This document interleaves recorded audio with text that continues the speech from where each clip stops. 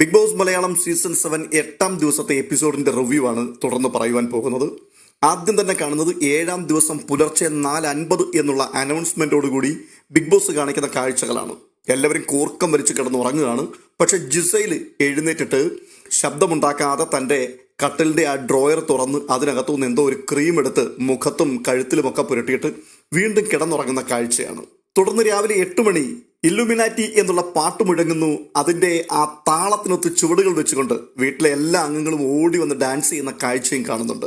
പക്ഷേ അതിനുശേഷം കാണുന്നത് അനീഷ് ഒരു കത്തുമായിട്ട് ജിസേലിന്റെ ശ്രദ്ധയ്ക്ക് എന്ന് പറഞ്ഞ് വായിക്കുന്നതാണ്. നിങ്ങൾ ഇപ്പോൾ ധരിച്ചിരിക്കുന്ന വസ്ത്രം എത്രയും പെട്ടെന്ന് സ്റ്റോർ റൂമിൽ കൊണ്ടുപോയി വെക്കുക. ബിഗ് ബോസ് നൽകിയിരിക്കുന്ന വസ്ത്രം അതെടുത്ത് ധരിക്കേണ്ടതാണ്. Do you have any speciality എന്നൊക്കെ ചോദിച്ചുകൊണ്ട് അനീഷ് കത്തിക്കയറുന്ന കാഴ്ചയാണ് കാണുന്നത്. ഈ ജിസേലിനെ സംബന്ധിച്ചിടത്തോളം തന്നിഷ്ടത്തിന് കുറേ പരിപാടികൾ അവിടെ ചെയ്ത് കൂട്ടുന്നുണ്ട്. അതിൻ്റെ പണിഷ്മെന്റ് കിട്ടിത്തുടങ്ങിയിട്ടുണ്ട്. പക്ഷേ ഒരു ക്യാപിറ്റൽ പണിഷ്മെന്റോടുകൂടി മാത്രമേ ഈ പരിപാടി പുള്ളിക്കാരി നിർത്തത്തുള്ളൂ എന്നാണ് തോന്നുന്നത്. ഓരോ നിമിഷവും ഇങ്ങനെ റൂളുകൾ ബ്രേക്ക് ചെയ്യുക, ഇതാണ് ജിസേലിന്റെ ഒരു പരിപാടി. ഇപ്പൊ ലാലേട്ടൻ വന്ന് കഴിഞ്ഞ ദിവസം കുറേയൊക്കെ പറഞ്ഞതാണ്. എന്നിട്ടും ഇതിനകത്ത് കാര്യമായി മാറ്റമൊന്നും സംഭവിച്ചിട്ടില്ല. അപ്പോൾ ക്യാപിറ്റൽ പണിഷ്മെന്റിലേക്ക് പോവുകയാണ്, അല്ലെങ്കിൽ അങ്ങനെ ഒരു മുട്ടൻ പണി വിളിച്ചു വരുത്താൻ പോവുകയാണ് എന്നെനിക്ക് തോന്നുന്നു. അനീഷിന്റെ സ്വഭാവമല്ലേ, അനീഷ് ആ പേപ്പറുമായിട്ട് പുറകിന് നടന്ന് പറയുകയാണ്, നിങ്ങൾക്ക് മാത്രമായിട്ട് ഒരു സ്പെഷ്യാലിറ്റി ഇവിടെ ഇല്ല, ഈ സ്പെഷ്യാലിറ്റിയൊക്കെ അങ്ങ് അവിടെ വെച്ചിട്ട് ഇങ്ങോട്ട് വന്നാൽ മതി. അപ്പോൾ ജിസേൽ പറയുന്നുണ്ട് ബൈ മിസ്റ്റേക്ക് ആണെന്ന്. പിന്നെയും അനീഷ് കത്തിക്കേറുകയാണ്. അനീഷ് ചൊറിഞ്ഞു വീണ്ടും ഇഷ്യൂസ് ക്രിയേറ്റ് ചെയ്യാൻ വേണ്ടി ഒരു ശ്രമം നടത്തുന്നുണ്ട്. അപ്പോൾ ജിസേൽ പറയുകയാണ്, അതെ പതുക്കെ അങ്ങ് പറഞ്ഞാൽ മതി. പതുക്കെ തന്നെയാണ് പറയുന്നത്. ഇത് എവിടെ കേൾക്കാന്നറിയാമോ? പതുക്കെ പറഞ്ഞാൽ മതി എന്ന് പറഞ്ഞപ്പോൾ അത്രയും നേരം പറഞ്ഞതിനേക്കാളും ശബ്ദമുയർത്തിയിട്ട് പതുക്കെ തന്നെയാണ് പറയുന്നത്. തുടർന്ന് അനീഷ് ഇംഗ്ലീഷ് തന്നെ പറയുകയാണ്. അപ്പോൾ ജിസേൽ ഇങ്ങോട്ട് പറയുകയാണ്, നീ എന്തിനാണ് ഇംഗ്ലീഷ് സംസാരിക്കുന്നത്? നീ മലയാളത്തിൽ പറയുന്ന ആളല്ലേ, പിന്നെ എന്തിനാണ് ഇംഗ്ലീഷ് പറഞ്ഞിട്ട് വരുന്നത്? അത് നിനക്ക് മലയാളം അറിയില്ല എന്നുണ്ടെങ്കിൽ നിനക്ക് അറിയാവുന്ന ഏത് ഭാഷയാണോ ആ ഭാഷയിൽ ഞാൻ നിന്നോട് സംസാരിക്കും. ഇത് പറഞ്ഞിട്ട് വീണ്ടും ബിഗ് ബോസ് കൊടുത്ത ആ നോട്ടീസ് വായിക്കുകയാണ്. ജിസേലിന്റെ ശ്രദ്ധയ്ക്ക് ഇപ്പോൾ ധരിച്ചിരിക്കുന്ന ആ വസ്ത്രം കൊണ്ടുവന്ന് സ്റ്റോർ റൂമിൽ വെച്ചിട്ട് ബിഗ് ബോസ് തന്ന വസ്ത്രം എടുത്ത് ധരിക്കേണ്ടതാണ്. അത് വീണ്ടും വായിക്കുവാൻ തുടങ്ങുമ്പോഴേക്കും ജിസേൽ ആ നോട്ടീസ് തട്ടിപ്പറിച്ചുകൊണ്ടങ്ങ് പോവുകയാണ്. സത്യത്തിൽ അനീഷ് ഒന്ന് പകച്ചുപോയി കേട്ടോ. ആ നോട്ടീസിന്റെ പകുതി കീറിക്കൊണ്ടാണ് പോകുന്നത്. കുറച്ച് അനീഷിന്റെ കയ്യിൽ ഇരിപ്പുണ്ട്. അനീഷ് അന്നേരം പൊട്ടിത്തെറിച്ചുകൊണ്ട് ചോദിക്കുന്നുണ്ട്, what nonsense you are doing? അപ്പോൾ ജിസേൽ പറയുകയാണ്, നീ വായിക്കണ്ട, എനിക്ക് വായിക്കാൻ അറിയാം. വീണ്ടും അനീഷ് വിടുന്നില്ല. ഇംഗ്ലീഷിൽ തന്നെ പിടിച്ചുകൊണ്ട് അനീഷ് കത്തിക്കേറുകയാണ്. You are doing drama here, ഇതൊക്കെ പറഞ്ഞിട്ട് അനീഷ് അവിടെ കിടന്നുകൊണ്ട് ഭയങ്കര ഷോ ഓഫ് നടത്തുകയാണ്. തുടർന്ന് അടുത്തൊരു സീനാണ് കാണിക്കുന്നത്. എനിക്ക് തോന്നുന്നത് ഈ രാവിലത്തെ മോർണിംഗ് ആക്ടിവിറ്റിക്ക് വേണ്ടിയുള്ള പരിപാടിയാണ്. അപ്പോൾ അനീഷ് ചെന്നിട്ട് ജിസേലിനോട് പറയുന്നുണ്ട്, മേക്ക് ഇറ്റ് ഫാസ്റ്റ്. ജിസേൽ പൊട്ടിത്തെറിക്കുകയാണ്, നിനക്കെന്താ ഇംഗ്ലീഷ് സംസാരിക്കാൻ അറിയത്തുള്ളോ? നിനക്ക് മലയാളം പറയാൻ അറിയത്തില്ലേ? നീ ഗുഡ് മോർണിംഗും സുപ്രഭാതവും ഒക്കെ തിരുത്താൻ വേണ്ടി വരുന്നതാണല്ലോ. മേക്ക് ഇറ്റ് ഫാസ്റ്റ് എന്താണ്, നിനക്ക് മലയാളത്തിൽ പറയാൻ അറിയത്തില്ലേ? അപ്പോൾ അനീഷ്, അങ്ങനെ നീ മലയാളം പറ. അനീഷ് പുറകിന് നടന്ന് ഇറിറ്റേറ്റ് ചെയ്യുകയാണ് ജിസേലിനെ. തുടർന്ന് എല്ലാവരെയും കൂടെ ബിഗ് ബോസ് ലിവിംഗ് ഏരിയയിലേക്ക് വിളിച്ചിരുത്തുന്നു. എന്നിട്ട് ബിഗ് ബോസ് പറയുന്നുണ്ട്, ഇനി മുതൽ നിങ്ങൾ എല്ലായ്പ്പോഴും ഞാൻ നിങ്ങൾക്ക് നൽകിയിരിക്കുന്ന ആ നീല വിങ്സ് ധരിക്കണം. ഇനി മുതൽ ഞാൻ ഇടയ്ക്ക് വിങ്സ് എന്ന് പറയുമ്പോൾ എല്ലാവരും ഫ്രീസ് ആയിട്ട് നിൽക്കണം. ആ സമയത്ത് ആരെങ്കിലും വിങ്സ് ധരിച്ചിട്ടില്ല എന്ന് കണ്ടാൽ അടുത്ത പണിപ്പുര പ്രവേശനത്തിൽ 1 സെക്കൻഡ് കുറയുന്നതായിരിക്കും. ആ സമയത്ത് ആരെങ്കിലും ബാത്റൂമിലാണെങ്കിൽ പോലും ഈ 1 സെക്കൻഡ് നഷ്ടമാവും. ശരിക്കും പറഞ്ഞു കഴിഞ്ഞാൽ ഈ സീസണിൽ ബിഗ് ബോസ് ആണ് കളിക്കുന്നത് കേട്ടോ. ഇത്രയും കാലം നമ്മൾ കണ്ടതുപോലെയല്ല. ഈ 7ന്റെ പണി എന്നൊക്കെ പറഞ്ഞപ്പോഴേ ഇതൊക്കെ കളിക്കളത്തിൽ കണ്ടാൽ കൊള്ളാം എന്നൊക്കെ നമ്മൾ പരിഹസിച്ച് പറഞ്ഞിരുന്നു. പക്ഷേ നമ്മളെ എല്ലാവരെയും അമ്പരപ്പിച്ചുകൊണ്ട് ബിഗ് ബോസ് ഇറങ്ങി കളിക്കുകയും 7ന്റെ പണി ഓരോരുത്തർക്കും കൊടുക്കുകയും ചെയ്യുകയാണ്. അത് ടാസ്ക് ആകട്ടെ, ഗെയിമുകളാകട്ടെ, ബിഗ് ബോസിന്റെ അനൗൺസ്മെന്റുകളാകട്ടെ, അവിടെ നടക്കുന്ന A to Z കാര്യങ്ങൾക്കകത്തും ബിഗ് ബോസിന്റെ പണി നിറഞ്ഞിരിക്കുകയാണ്. ബിഗ് ബോസ് ഇറങ്ങി കളിക്കുകയാണ്. അതുകൂടാതെ മറ്റൊരു കാര്യം കൂടെ ബിഗ് ബോസ് അപ്പോൾ പറയുന്നുണ്ട്. ഈ ബാഡ്ജ് കൈവശം വെച്ചിരിക്കുന്ന ആദിലയും നൂറയും ആര്യനും നെവിനും നിങ്ങൾ ഈ വിങ്സ് ധരിക്കേണ്ടതില്ല. ഇനിയും ആവശ്യമില്ലാതെ അതെടുത്ത് ധരിക്കുകയാണെന്നുണ്ടെങ്കിൽ നിങ്ങളുടെയും 1 സെക്കൻഡ് നഷ്ടപ്പെടും. ഇത് കേട്ടുകൊണ്ട് ഊരിക്കോടി എന്നും പറഞ്ഞുകൊണ്ട് വലിച്ചു ഊരുന്നതൊക്കെ കാണുന്നുണ്ട്. അടുത്തത് ബിഗ് ബോസിന്റെ പ്രധാനപ്പെട്ട അനൗൺസ്മെന്റ് ആണ് വരുന്നത്. മോർണിംഗ് ആക്ടിവിറ്റിയുടെ 1 മണിക്കൂർ സമയം. ഈ 1 മണിക്കൂർ സമയത്ത് ബിഗ് ബോസിന്റെ ചരിത്രത്തിലെ ഏറ്റവും പ്രധാനപ്പെട്ട ഒരു ക്ലാസിക് ടാസ്ക് ആണ് നടക്കാൻ പോകുന്നത്. ഇത് മുൻപൊക്കെ 3, 4, 5, 6 മണിക്കൂറുകൾ കൊണ്ടൊക്കെ തീർത്തിട്ടുള്ള ടാസ്ക് ആണ്. ഒരു ദിവസമൊക്കെ ചിലപ്പോൾ ഇത് എടുത്തിട്ടുണ്ട്. പക്ഷെ ഇപ്പോൾ ബിഗ് ബോസ് പറയുന്നത് ആ ടാസ്ക് 1 മണിക്കൂർ കൊണ്ട് നിങ്ങൾ പൂർത്തിയാക്കണം. ഈ 1 മണിക്കൂറിനുള്ളിൽ 1ാം റാങ്ക് മുതൽ 19ാം റാങ്ക് വരെ ഓരോരുത്തരായിട്ട് വന്നു നിൽക്കുക. അത് ഏകകണ്ഠമായി നിങ്ങൾ തീരുമാനിക്കണം. ഇത് പണ്ട് ഗാർഡൻ ഏരിയയിലായിരുന്നു നടന്നുകൊണ്ടിരുന്നത്. പക്ഷെ ഇപ്പോൾ ലിവിംഗ് സ്പേസിൽ തന്നെ നിങ്ങൾ ഇരിക്കുന്ന അതേ സ്ഥലത്ത് തന്നെ ഇരിക്കുക. ഇടത്തെ അറ്റത്ത് 1ാം റാങ്കുകാരൻ ഇരിക്കുക. പിന്നീട് 2, 3 അങ്ങനെ 19 റാങ്കുകാർ വരെയോളം ആ സ്പേസിൽ തന്നെ ഇരിക്കുക എന്നാണ് ബിഗ് ബോസ് പറയുന്നത്. മാത്രവുമല്ല, ഭൂരിപക്ഷ അഭിപ്രായ പ്രകാരമല്ല നിങ്ങൾ 1ാം റാങ്കുകാരനെ തിരഞ്ഞെടുക്കേണ്ടത്. ഒരു സമവായത്തിലൂടെ ചർച്ച ചെയ്ത് ഐകകണ്ഠേന 1ാം റാങ്കുകാരനെ തിരഞ്ഞെടുക്കുക. അങ്ങനെ 1ാം റാങ്ക് ലഭിക്കുന്ന വ്യക്തിക്ക് പണിപ്പുരയിൽ 20 സെക്കൻഡാണ് ലഭിക്കുന്നത്. 2ാം സ്ഥാനക്കാരന് 15 സെക്കൻഡ്. ബാക്കിയുള്ള മുഴുവൻ ആൾക്കാർക്കും 10 സെക്കൻഡ് വീതം പണിപ്പുരയിൽ സ്പെൻഡ് ചെയ്യുവാനും സാധനങ്ങൾ എടുക്കുവാനുമുള്ള ടൈം ലഭിക്കും. മാത്രവുമല്ല, ഈ പറയപ്പെട്ടിരിക്കുന്ന 1 മണിക്കൂറിനുള്ളിൽ ഈ റാങ്കിംഗ് ടാസ്ക് പൂർത്തിയാക്കുന്നില്ല എന്നുണ്ടെങ്കിൽ നിങ്ങളുടെ പണിപ്പുര പ്രവേശനം തന്നെ റദ്ദാക്കപ്പെടുകയും ചെയ്യും. അപ്പോൾ ടാസ്ക് തുടങ്ങുകയാണ്. എല്ലാവരെയും വെട്ടിലാക്കിക്കൊണ്ട് അനീഷ് ആദ്യം തന്നെ 1ാം സ്ഥാനത്തിന് വേണ്ടിയുള്ള അവകാശവാദം ഉന്നയിച്ചു. ഒരൊറ്റ ആൾക്കാർ പോലും അനീഷിനെ ആ സ്ഥാനത്തെത്താൻ സമ്മതിക്കത്തില്ല. അനീഷിന് 19ാം റാങ്കാണ് വീട്ടുകാർ പറയുന്നത്. പക്ഷെ അനീഷ് 1ാം സ്ഥാനത്തെ നിൽക്കത്തുള്ളൂ. സത്യം പറയാമല്ലോ, പിന്നീട് കൃത്യം 1 മണിക്കൂർ സമയം വരെ ആ വീടിനകത്ത് പൊരിഞ്ഞ പോരാട്ടം നടന്നുകൊണ്ടിരിക്കുകയാണ്. അനീഷിന്റെ എനർജി സമ്മതിച്ചേ പറ്റുള്ളൂ. ഒരു വാക്ക് തന്നെ 1000 തവണ അത് 24 മണിക്കൂർ പറയേണ്ടി വന്നാൽ അത് പറയാൻ അയാൾ റെഡിയായിട്ട് നിൽക്കുകയാണ്. അയാളുടെ ആ പോരാട്ട വീര്യം അത് സമ്മതിച്ചു കൊടുക്കണം. ഇയാൾ പുലിയല്ല, പുപ്പുലിയാണെന്ന് തന്നെ വേണം പറയാൻ. ഞാൻ 1ാം സ്ഥാനത്തിന് അർഹനാണ്, ഞാൻ 1ാം സ്ഥാനത്തെ ഇരിക്കുകയുള്ളൂ എന്ന് പറഞ്ഞ് 1ാം സ്ഥാനം അയാൾ സ്വമേധയാ ഏറ്റെടുത്തു. വീട്ടുകാർ മുഴുവനും പൊറുതിമുട്ടി. അനീഷിനെ കൊണ്ട് കഴിഞ്ഞ ഒരാഴ്ച മുഴുവൻ അവർ പൊറുതിമുട്ടിയിരിക്കുകയായിരുന്നു. ഈ മൂലക്കുരു ആസനത്തിലാണ് വളരുന്നതെങ്കിലും അതിന്റെ വേദന തിരിച്ചറിയുന്ന കേന്ദ്രം തലയാണ്. ആ വേദന ശരീരത്തെ ആകെ അസ്വസ്ഥമാക്കുകയും ചെയ്യും. ഇത് തന്നെയാണ് പിന്നീട് 1 മണിക്കൂർ സമയത്ത് അവിടെ കണ്ടത്. മുഴുവൻ ആൾക്കാരും വല്ലാതെ അസ്വസ്ഥരാകുന്നു. ഭയങ്കരമായിട്ടുള്ള ഇറിറ്റേഷൻ, ശക്തമായ വാഗ്വാദങ്ങൾ, ഒച്ചപ്പാടുകൾ. ചില സമയങ്ങളിൽ അത് കയ്യാങ്കളിയിലേക്ക് എത്തുമോ എന്ന് പോലും സംശയിക്കുന്ന രീതിയിലേക്ക് കാര്യങ്ങൾ വഷളായിപ്പോയി. അനീഷിന് കൂടുതലൊന്നും സംസാരിക്കാനില്ല. 3-4 വാക്കുകൾ മാത്രമേ ഉള്ളൂ. 1ാം സ്ഥാനം എനിക്കുള്ളതാണ്, ഞാൻ അതിന് ഡിസേർവ് ആണ്, ഞാൻ അതിന് യോഗ്യനാണ് എന്ന് എനിക്ക് നന്നായിട്ട് അറിയാം. അതുകൊണ്ട് 1ാം സ്ഥാനത്ത് എന്നെ നിങ്ങൾ എത്തിക്കണം. ഞാൻ 1ാം സ്ഥാനത്തുനിന്നും മാറില്ല, ഞാൻ ഇതിന് അർഹനാണ്. ഈ വാക്ക് മാത്രം, ഈ 3-4 പദങ്ങൾ മാത്രം അയാൾ 1 മണിക്കൂർ ആവർത്തിച്ച് സംസാരിച്ചുകൊണ്ടേയിരുന്നു. ഇത് കേട്ട് ദേഷ്യം വന്ന് പൊറുതിമുട്ടി അക്ബർ എഴുന്നേറ്റ് വന്നിട്ട് പറയുകയാണ്, അനീഷിന് കൊടുക്കാൻ പറ്റുന്നത് 14ാം സ്ഥാനമോ അല്ലെങ്കിൽ 13ാം സ്ഥാനമാണ്. ഇവരെ 1ാം സ്ഥാനത്ത് കയറ്റി ഇരുത്തി കഴിഞ്ഞാൽ പിന്നെ എന്തൊക്കെ ഭവിഷ്യത്തുകളാണ് വരാൻ പോകുന്നത് എന്നുള്ളത് കണ്ടറിയേണ്ട കാര്യമാണ്. അതുകൊണ്ട് അവനെ അവിടെ ഇരുത്താൻ പറ്റില്ല എന്ന് പറഞ്ഞ് അയാൾ പോകുന്നുണ്ട്. ഉടനെ നെവിൻ വന്ന് പറയുകയാണ്, ഞാൻ സ്വയമായിട്ടൊരു സ്ഥാനം എടുക്കുകയാണ്, 19ാമത്തെ സ്ഥാനം. അതിന്റെ കാരണം ഇനി എനിക്ക് ഈ പണിപ്പുരയ്ക്കകത്തേക്ക് പോകാൻ പറ്റില്ല, എന്നെ ബാൻ ചെയ്തിരിക്കുകയാണ്. അത് ലാലേട്ടൻ കഴിഞ്ഞ ദിവസമേ പറഞ്ഞതാ. പിന്നെന്തിനാണ് ഞാൻ ഈ 1ാം സ്ഥാനത്തിന് വേണ്ടി പോയിരിക്കുന്നത്? അതുകൊണ്ട് എനിക്ക് 19ാം സ്ഥാനം മതി എന്ന് പറഞ്ഞുകൊണ്ട് അയാൾ അവിടുന്ന് പോവുകയാണ്. തുടർന്ന് അഭിലാഷ് പറയുന്നുണ്ട്, ഇവിടെ ക്യാപ്റ്റൻസി ടാസ്ക് നടന്നു, നല്ല ഒന്നാന്തരമായിട്ട് ഞാൻ പെർഫോം ചെയ്തതാണ്, അതുകൊണ്ട് തന്നെ എനിക്ക് യോഗ്യതയുണ്ടെന്നാണ് ഞാൻ വിശ്വസിക്കുന്നത്. ഒന്നുകിൽ എനിക്ക് 2ാം സ്ഥാനമോ അല്ലെങ്കിൽ എനിക്ക് 3ാം സ്ഥാനമോ കിട്ടണം. സത്യത്തിൽ ഇവർക്ക് ഈ ടാസ്ക് ഒന്നും മനസ്സിലാകുന്നില്ല എന്ന് പറയുന്നത് എത്ര കൃത്യമാണ്. ഇതിനകത്ത് 1ാം സ്ഥാനമോ അല്ലെങ്കിൽ 2ാം സ്ഥാനമോ, ഈ 2 സ്ഥാനങ്ങൾക്ക് മാത്രമേ ഉള്ളൂ കാര്യമായിട്ടുള്ള പ്രയോറിറ്റി ഉള്ളത്. ബാക്കിയുള്ള സ്ഥാനങ്ങളെല്ലാം ഒരുപോലെയാണ്. അതായത് 1ാം സ്ഥാനം കിട്ടുന്നയാളിന് 20 സെക്കൻഡ് പണിപ്പുരയ്ക്കകത്ത് ചെലവഴിക്കാം, 2ാം സ്ഥാനം കിട്ടുന്നയാളിന് 15 സെക്കൻഡ് ചെലവഴിക്കാം. ബാക്കിയുള്ള എല്ലാ ആൾക്കാർക്കും 10 സെക്കൻഡ് വീതം മാത്രമേ ഉള്ളൂ. അങ്ങനെയാണെങ്കിൽ പിന്നെ 1ഓ 2ഓ കിട്ടിയില്ലെങ്കിൽ പിന്നെ ഏത് കിട്ടിയാലും പോരെ. അനീഷ് പറയുക, എനിക്ക് 2ഓ അല്ലെങ്കിൽ 3ഓ കിട്ടണം, ഞാൻ അതിന് യോഗ്യനാണ്. എന്നാൽ അൻവർ എന്ന് പറയുന്നൊരു കാര്യമുണ്ട്, ഞാൻ ഡിസേർവിംഗ് ആണ്. ഞാൻ പണിപ്പുരയ്ക്കകത്ത് പോയിട്ടുണ്ട്, എനിക്ക് നന്നായിട്ട് അറിയാം അതിനകത്തെ കാര്യങ്ങളൊക്കെ. അതുകൊണ്ട് വീണ്ടും എനിക്ക് അവിടെ പോകണമെന്ന് താല്പര്യമുണ്ട്. പക്ഷേ നിങ്ങൾ എന്നെ എവിടെയാണോ ഇരുത്തുന്നത് അവിടെ ഇരിക്കുവാൻ ഞാൻ റെഡിയാണ്. എനിക്കങ്ങനെ 1ാം സ്ഥാനമൊന്നും വേണമെന്ന് നിർബന്ധമില്ല. തുടർന്ന് ഡോക്ടർ ബിന്നി വരുന്നുണ്ട്. ക്യാപ്റ്റൻസി ടാസ്ക് വരെയോളം ഞാൻ പ്രയത്നിച്ച് കയറിപ്പോയ ആളാണ്. അതുകൊണ്ട് നിങ്ങൾ എനിക്ക് 1ഓ 2ഓ 3ഓ അല്ല ഏത് സ്ഥാനം തന്നാലും ഞാൻ അതിൽ ഓക്കെയാണ്. ഇതെല്ലാം കേട്ടുകൊണ്ട് നമ്മുടെ ആശാൻ, അനീഷ് ആശാൻ അവിടെ അങ്ങനെ മിണ്ടാതെ കറങ്ങി നടക്കുകയാണ്. അടുത്തത് അപ്പാനിയാണ് വരുന്നത്. അപ്പാനിയുടെ സംസാരമൊക്കെ കേട്ടപ്പോൾ തോന്നി 1ാം സ്ഥാനത്തിന് ഞാൻ ഏറ്റവും അർഹനാണ്. കാരണം പുള്ളി പറയുകയാണ്, ഇവിടെ വന്നു കയറി 1ാം ദിവസം മുതൽ ഈ പണിപ്പുരയെ പറ്റി എനിക്ക് കൃത്യമായിട്ടുള്ള കാഴ്ചപ്പാടുകളുണ്ട്. അതിനകത്ത് കയറി ചെന്നാൽ എന്തൊക്കെയാണ് ചെയ്യേണ്ടത് എന്നുള്ളതിനെക്കുറിച്ച് വ്യക്തമായ പ്ലാനിങ്ങുകളും ഞാൻ റെഡിയാക്കി വെച്ചിരിക്കുകയാണ്. അതുകൊണ്ട് നിങ്ങൾ എനിക്ക് ഒരു 5ാം സ്ഥാനമെങ്കിലും തരണം. എന്തൊരു ഗതികേടാണിത്. തുടർന്ന് ആര്യനാണ് വരുന്നത്. ആര്യൻ പറയുകയാണ്, ഞാൻ വളരെ ബെസ്റ്റായിട്ടാണ് ഇവിടെ എല്ലാ പെർഫോമൻസും ചെയ്തിരുന്നത്, ഇനി അങ്ങനെ തന്നെ ആയിരിക്കും. ഞാൻ എനിക്ക് വേണ്ടി ആയിരിക്കത്തില്ല പണിപ്പുരയ്ക്കകത്ത് പോകുന്നത്, നിങ്ങൾക്ക് വേണ്ടി ആയിരിക്കും. അതുകൊണ്ട് നിങ്ങൾ എനിക്ക് വോട്ട് ചെയ്യണം. എന്തിനാണ്, ഏത് സ്ഥാനത്താണെന്നൊന്നും പുള്ളി പറയുന്നില്ല കേട്ടോ. ജിസേല് വരുന്നു. ജിസേല് പറയുന്നു, ഞാൻ വന്ന് കയറിയ സമയം മുതൽ നന്നായിട്ട് ടാസ്ക് ചെയ്തിട്ടുണ്ട്, നന്നായിട്ട് ഗെയിം കളിച്ചിട്ടുണ്ട്, എൻ്റെ കാല് പൊട്ടട്ടെ കൈ പൊട്ടട്ടെ അതൊന്നും ഞാൻ ലക്ഷ്യമാക്കിയിട്ടില്ല, അതൊന്നും ഞാൻ ശ്രദ്ധിച്ചിട്ടേ ഇല്ല, ഞാൻ നിങ്ങൾക്ക് വേണ്ടിയാണ് കളിച്ചത്, ഇനിയും അങ്ങനെ തന്നെ ആയിരിക്കും, ഞാൻ എനിക്ക് വേണ്ടി ഒരു സംഗതിയും അവിടെ എടുക്കില്ല, മുഴുവൻ നിങ്ങൾക്ക് വേണ്ടിയായിരിക്കും ചെയ്യുന്നത്, അതുകൊണ്ട് നിങ്ങൾ എനിക്ക് വോട്ട് ചെയ്യണം. ഞാൻ വല്ലാതെ അഗ്രസീവായിട്ടിരിക്കുകയാണ്, രാവിലെ മുതൽ ഞാൻ ആകെപ്പാടെ പിടിവിട്ടിരിക്കുന്ന അന്തരീക്ഷം, അതുകൊണ്ട് എന്നെ നിങ്ങൾ തെരഞ്ഞെടുത്തോണം, ഇല്ലെങ്കിൽ ഞാൻ ക്രേസി ആവും.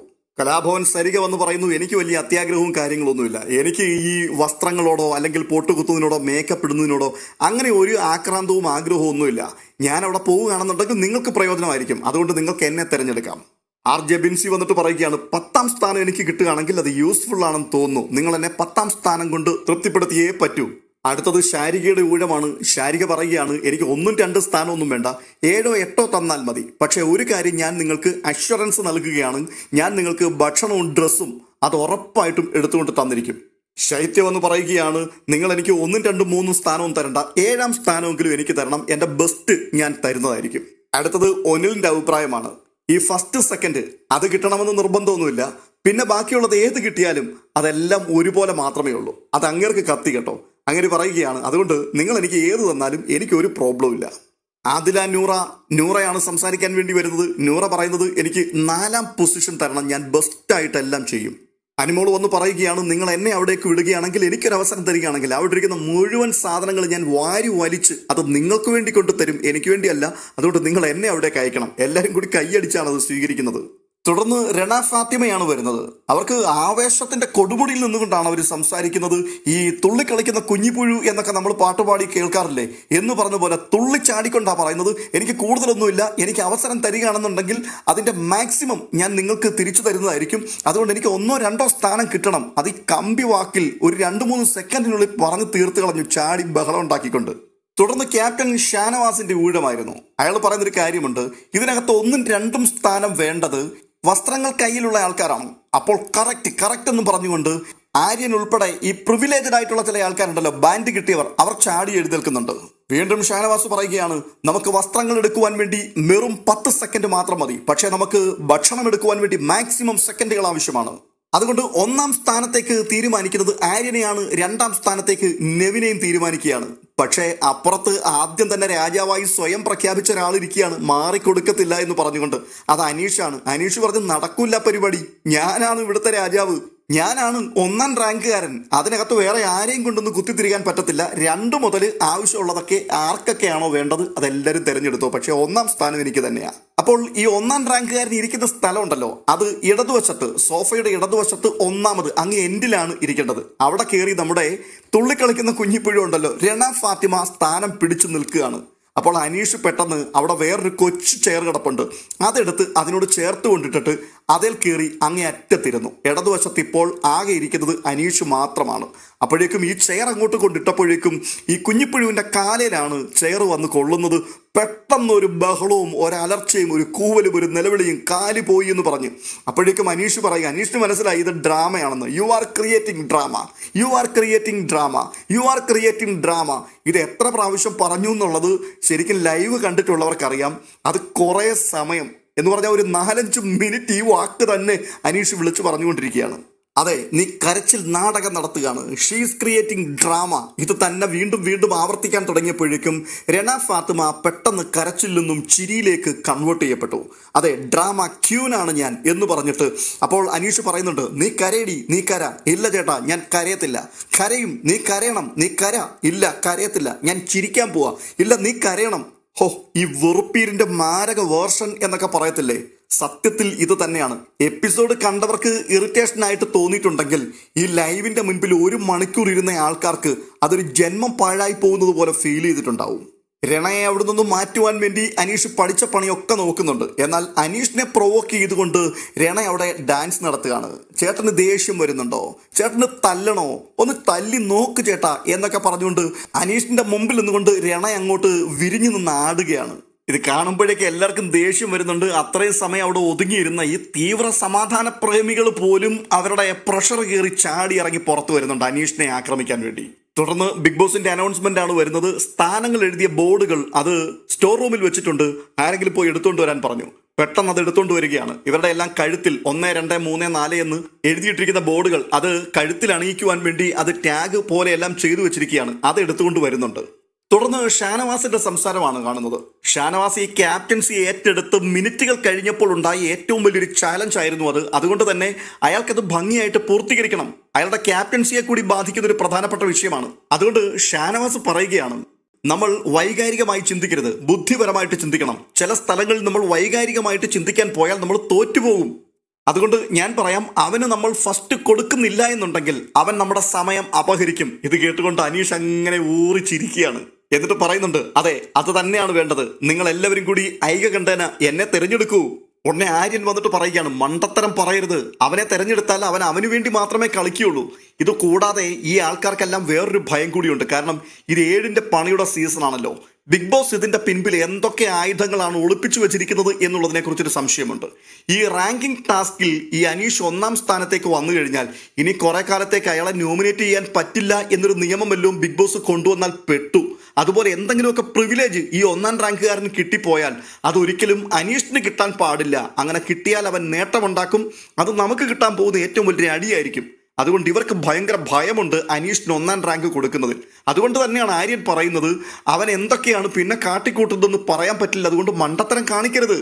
അപ്പോഴും ഷാനവാസ് പറയുകയാണ്, അങ്ങനെയല്ല, വിവേകത്തോടു കൂടി കാര്യങ്ങൾ തീരുമാനിക്കുക. ഇവൻ ഈ സമയം വിട്ടുതരത്തില്ല. അങ്ങനെ ഈ സമയം മുഴുവൻ കഴിച്ച് മുമ്പോട്ട് പോവുകയാണെങ്കിൽ ഇപ്പോൾ നമ്മൾ ഈ രീതിയിൽ മുമ്പോട്ട് പോയാൽ 10 സെക്കൻഡെങ്കിലും നമുക്ക് ഓരോരുത്തർക്കും കിട്ടും. പക്ഷേ നമ്മൾ മത്സര ബുദ്ധിയോടുകൂടി അവനെ പുറത്താക്കാൻ ശ്രമിച്ചാൽ അവൻ മാറിത്തരത്തില്ല. ഒടുവിൽ ഈ 10 സെക്കൻഡും ഇല്ലാതെയാകും, ഒന്നും ഇല്ലാതെയാകും. അതുകൊണ്ട് ദയവ് ഇതങ്ങനെ ചെയ്യരുത്. ഇത് കേട്ടിട്ട് അവർ താൽക്കാലികമായിട്ടൊന്ന് വഴങ്ങുന്നുണ്ട്. തുടർന്ന് അനീഷിന്റെ കഴുത്തിൽ കൊണ്ടുവന്ന് 1ാം റാങ്കിന്റെ ടാഗ് ഇട്ടുകൊടുക്കുകയും ചെയ്യുന്നു. ഇത് കണ്ടുകൊണ്ട് അക്ബർ വന്നിട്ട് ഷാനവാസിനോട് പറയുന്നുണ്ട്, അത് ശരിയായ ഒരു നടപടിയല്ല. അവൻ അത്രയ്ക്ക് ബുദ്ധിമുട്ടാണെങ്കിൽ അവന് 3ാം സ്ഥാനം കൊടുക്കാം. എടോ, അവൻ മാറിത്തരുമെന്ന് നിങ്ങൾക്ക് തോന്നുന്നുണ്ടോ? അവൻ 2ാം സ്ഥാനത്തേക്ക് പോലും മാറത്തില്ല. പിന്നെ എന്ത് ചെയ്യാൻ പറ്റും? നമുക്ക് ഉള്ളത് കൂടെ പോകാനുള്ള സാധ്യത മാത്രമേ ഉള്ളൂ. അങ്ങനെ അത് കേട്ടുകൊണ്ട് അക്ബറും പതുക്കെ അങ്ങ് വഴങ്ങുന്നുണ്ട്. അപ്പോൾ വീണ്ടും ശബ്ദമുയരുകയാണ് പല സ്ഥലങ്ങളിൽ നിന്നും. ഉടനെ ഷാനവാസ് ശബ്ദമുയർത്തി പറയുകയാണ്, നിങ്ങൾക്കാർക്കും തലച്ചോറില്ലേ? അവൻ ഈ 20 സെക്കൻഡ് കിട്ടുകയാണെങ്കിൽ അതങ്ങ് പുഴുങ്ങി തിന്നട്ടെ, അവൻ അതുമായിട്ട് പോട്ടെ. ഇത്തിരി കഴിഞ്ഞപ്പോഴേക്കും അപ്പാനി ശരത്ത് വന്നിട്ട് പറയുന്നു, എനിക്ക് അഭിപ്രായ വ്യത്യാസമുണ്ട്, സമ്മതിക്കത്തില്ല. ഉടനെ തന്നെ അക്ബറും വന്നിട്ട് പറയുകയാണ്, എനിക്കും അഭിപ്രായ വ്യത്യാസമുണ്ട്, ഇത് പറ്റുന്ന പരിപാടിയല്ല. ശരിക്കും പറഞ്ഞാൽ അക്ബറും അപ്പാനിയും തമ്മിൽ നല്ല ദോസ്തുക്കളാണ്. ഇവർ ഇതിനിടയിൽ പോയി ചർച്ച ചെയ്തിട്ടുണ്ട്. ഇതിനകത്ത് ഒരു ഇൻസെക്യൂരിറ്റി ഫീൽ ഇവർക്ക് വന്നിട്ടുണ്ട്. മാത്രവുമല്ല, ഈഗോയുടെ ഇരിപ്പിടമാണ് ഈ ആൾക്കാരുടെ രണ്ടുപേരുടെയും തലച്ചോറെന്ന് പറയുന്നത്. ഇവിടെ ഷാനവാസ് ബുദ്ധിപരമായിട്ട് ഈ സംഗതിയെ ഒതുക്കാൻ ശ്രമിക്കുകയാണ്. 1ാം റാങ്കെങ്കിൽ 1ാം റാങ്ക്, ഇത് പൊതു ആവശ്യത്തിന് വേണ്ടിയുള്ളൊരു കാര്യമാണല്ലോ, അതുകൊണ്ട് ലഭിക്കുന്നതെങ്കിലും ലഭിക്കട്ടെ എന്ന് പറഞ്ഞ് ഓരോരുത്തരെയും അനുനയിപ്പിക്കുകയാണ്.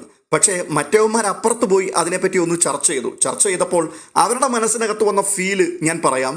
ഷാനവാസ് ക്യാപ്റ്റനായി ആദ്യത്തെ ടാസ്ക് അങ്ങോട്ട് വരുന്നതേ ഉള്ളൂ. ഇതിനകത്ത് ഷാനവാസ് പ്ലാൻ ചെയ്തതുപോലെ കാര്യങ്ങൾ നടക്കുകയാണെന്നുണ്ടെങ്കിൽ അയാളുടെ ക്യാപ്റ്റൻസിക്ക് കിട്ടുന്ന വലിയൊരു അംഗീകാരമായിരിക്കും. പൊളിഞ്ഞു തകർന്നു പോകാൻ പോയൊരു ടാസ്ക്, ഇല്ലാതെയാകാൻ പോയൊരു ടാസ്ക്കാണ്. ആ ടാസ്കിനെ വളരെ ബുദ്ധിപരമായിട്ട് അയാൾ നേരെയാക്കി. അപ്പോൾ ക്യാപ്റ്റന് കയ്യടി ലഭിക്കും. അങ്ങനെ ഇപ്പോൾ ക്യാപ്റ്റന് കയ്യടി ലഭിക്കണ്ട. ടാസ്ക് പോയാലും ലക്ഷറി സാധനങ്ങൾ കിട്ടിയില്ലെങ്കിലും സാരമില്ല. എലിയെ തോപ്പിക്കാൻ ഇല്ലം ചുടുക എന്ന് പറയുന്ന പരിപാടിയിലേക്ക് ഈ 2 ക്ഷുദ്രജീവികൾ കൂടി അങ്ങ് ഒരുമിച്ചു. അഭിപ്രായ വ്യത്യാസമുണ്ട്, നടക്കില്ല എന്ന് പറഞ്ഞുകൊണ്ട് ഒടുവിൽ ഈ ടാസ്ക് തന്നെ ബിഗ് ബോസ് റദ്ദാക്കുന്ന അവസ്ഥയിലേക്ക് കാര്യങ്ങളെ കൊണ്ടുവന്ന് എത്തിച്ചു. ഇതിനിടയ്ക്ക് അവസാന നിമിഷം വരെ ഷാനവാസ് അറ്റകൈ പ്രയോഗം നടത്തുകയാണ്. അപ്പാനിയെ വിളിച്ച് മാറ്റി നിർത്തിക്കൊണ്ട് അവനിത് നശിപ്പിക്കും, നമുക്ക് ന്യായമായിട്ട് കിട്ടേണ്ടത് പോലും നഷ്ടമായി പോകും എന്നൊക്കെ പറഞ്ഞ് അയാളെ മനസ്സിലാക്കുന്നുണ്ട്.